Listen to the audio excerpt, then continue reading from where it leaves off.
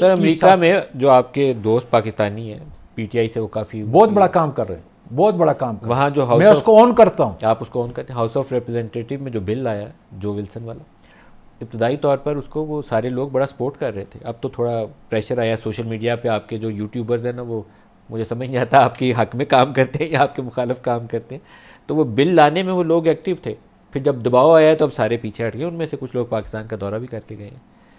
تو وہ بھی is part of this process یا وہ ڈفرینٹ ہے؟ سر میرا کانٹیکٹ ہے ان کے ساتھ، وہ بھی اپنے طور پہ جو ہے کام کر رہے ہیں. پاکستان کی بہتری کے لیے کام ہوگا انشاءاللہ تعالیٰ. کو پابندیاں لگ جائیں تو وہ تو بہتری نہیں ہوگی، لیکن باقی ٹھیک. نہیں، جلدی کریں. میں اس لیے کہتا ہوں کہ جب یہ بدھ کے دن یا جمعرات کے دن جو بھی ٹائم ہوگا اس اگلے ہفتے کے اندر، جب میری ملاقات کسی سے ہو جائے گی، اس کے بعد جو ہے میں یہ کہہ سکوں گا کہ میں کہاں تک جو ہے آگے جا سکوں گا.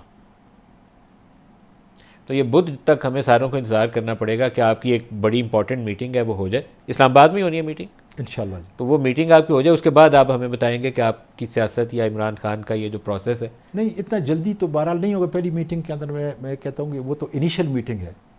جب انیشل میٹنگ کے اندر جو ہے میٹنگ آف دا مائنڈ ہوگا، ہو سکتا ہے 2-4-5 دن پہلے، 2-4-5 دن پیچھے، لیکن مجھے یہ یقین ہے انشاءاللہ. پھر میں اس بات کو یادہ کر رہا ہوں کہ اگر میری نیت صاف ہے، اللہ تعالیٰ کی مدد جو ہے